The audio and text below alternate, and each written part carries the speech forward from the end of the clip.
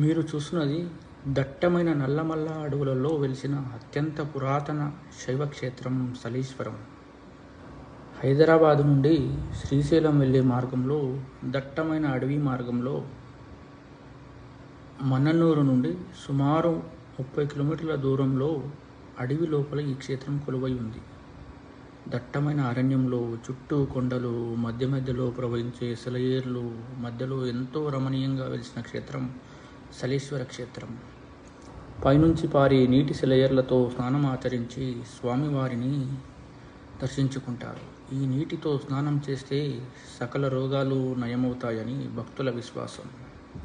ఈ క్షేత్రంలోనే మహాదేవుడు అర్జునుడి శౌర్య పరాక్రమాలు పరీక్షించిన ప్రదేశంగా చెప్పబడుతుంది. ఈ క్షేత్రంలో స్వామివారు లింగాకారంలో తేజోలింగ స్వరూపుడుగా కొలువై ఉన్నాడు. ప్రాచీన కాలం నుంచి ఇక్కడ నివసించే చెంచులే ఆలయ పూజా కార్యక్రమాలు నిర్వహిస్తారు. ఆలయానికి చెరువులో పుట్ట ఉంది. చైత్రశుద్ధ త్రయోదశి నుండి బహుళ తదియ వరకు స్వామివారి వార్షికోత్సవాలు నిర్వహిస్తారు. చైత్రశుద్ధ పౌర్ణమి నాడు వెన్నెల కాంతి స్వామివారి పైన పడుతుందట. అందుకే ఆ రోజు స్వామివారిని చూడటానికి చాలామంది భక్తులు వస్తారు. సాధారణ రోజుల్లో ఇక్కడ వెళ్ళడానికి వీలు లేదు. చైత్రశుద్ధ పౌర్ణమికి 5 రోజులు ఇక్కడ వెళ్ళడానికి సదుపాయాలు కల్పిస్తారు.